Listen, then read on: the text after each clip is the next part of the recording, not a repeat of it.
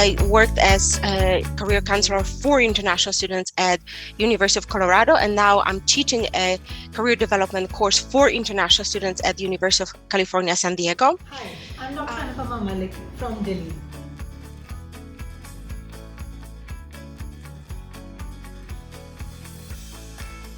The first reasons, of course, international students are new to the country.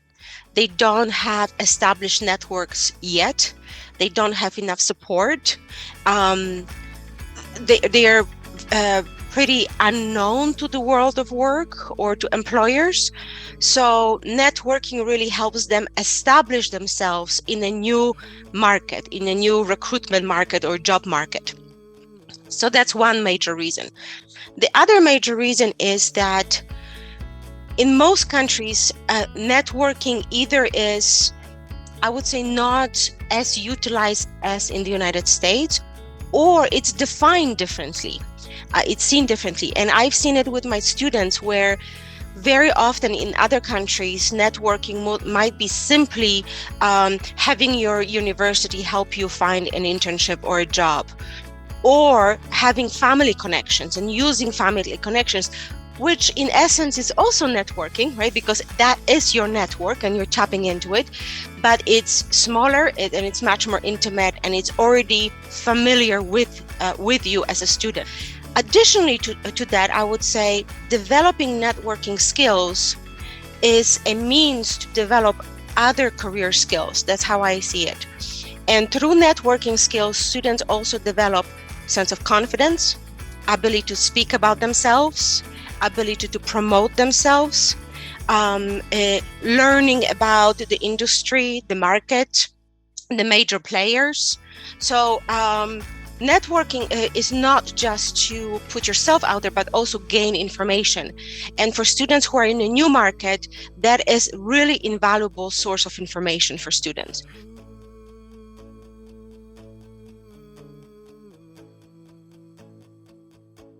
And in my course currently, a big part of the course is about networking.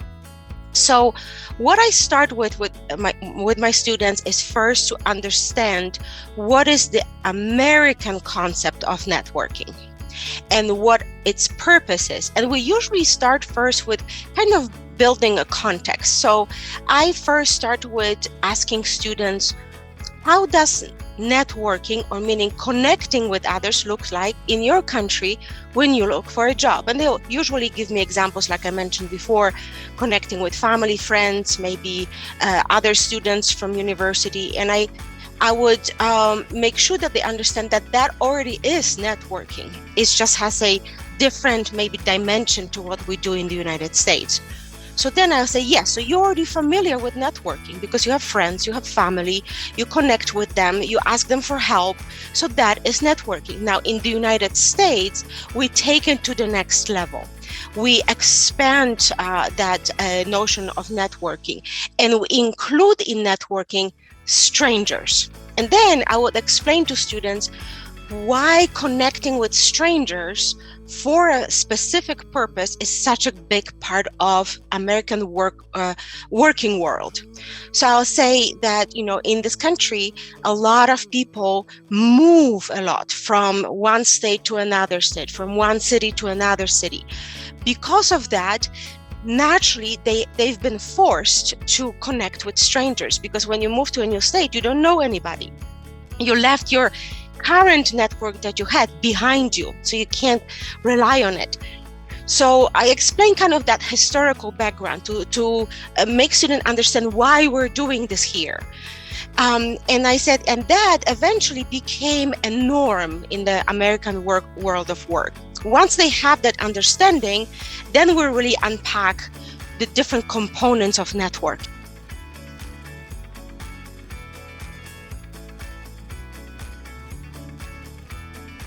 So I tell students very often that it's not just enough that first connection. Now you have to build the relationship from it. How do you build the relationship? So once you have the first contact, maybe it's an email. You send them an email and then you send a follow-up and then another follow-up. Or if this was a meeting during some form of an event and you got someone's business card, how do you reach out to them maybe by email to say, hey, do you remember me? We met during this event. I just wanted to, again, introduce myself very briefly. Maybe we can meet for coffee or something like that. Before the pandemic. Now it's all virtual. Or maybe we can have a Zoom meeting.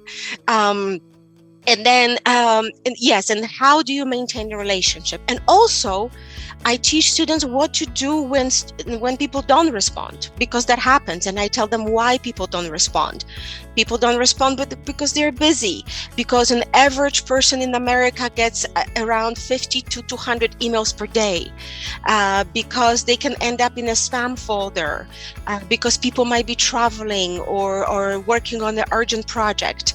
And what to do with either rejections or a sense of rejection. When do we know that we're being purposely rejected, or when it's just people are simply busy? How do you overcome that? And it's actually a form of resilience. So we talk about with students about emotional resilience. So I would say those are the different aspects of networking that I try to cover in my class, really going in stages, and looking at both this specific strategies of networking and tools to use, but also communication strategies, emotional well-being connected to that, and relationship building and development. LinkedIn is the world's largest professional network with more than 830 million members in more than 200 countries and territories worldwide. It is also one of the most influential social media networks. It helps in networking by creating valuable connections with professionals.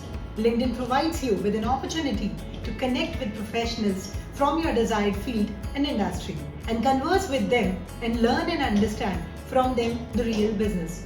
Also, the platform gives you an ample opportunity for networking, which is a key milestone to learn about openings from your field and choice of company. LinkedIn gives you to learn more about your preferred organizations you desire to work with. Also, updated articles and blogs by bloggers and critics are made available to you, where you get to know the details which are not expected to be available on other websites. In a world which is increasingly online, having a presence could make the difference. When it comes to landing your dream job, employers nowadays always come in social media and online searches of your name to determine if you are appropriate and impressive enough for that particular profile. LinkedIn is a simple social networking device to use. Start by working on your profile, which is basically an extended and detailed resume with skills, work experience, and your references. There are some simple additions international students can make to their profiles to get them noticed. They can be as simple as listing their background and experience. Their skills may be more diverse. It is also essential for students to use LinkedIn's job search feature, because recruiters use LinkedIn extensively to look for employees. Try and add at least one recommendation on your profile, as this automatically shows you have people who can support you when you go for that dream job which is waiting for you. Remain professional and inviting while giving as much detail as possible. Your profile can be a powerful part of your personal brand. All registered LinkedIn users will be able to view it. You can also have a public profile that can be found by external search engines, so that even people who are not registered with LinkedIn can see it and can make their choices. LinkedIn saves the connections that you make to a list called My Network.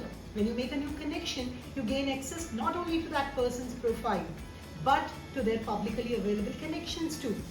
These become your second degree connections. And this opens up even more networking opportunities. You may also request for recommendations over LinkedIn, which also works as a reference for you, which is a prominent requirement in most companies before hiring a candidate.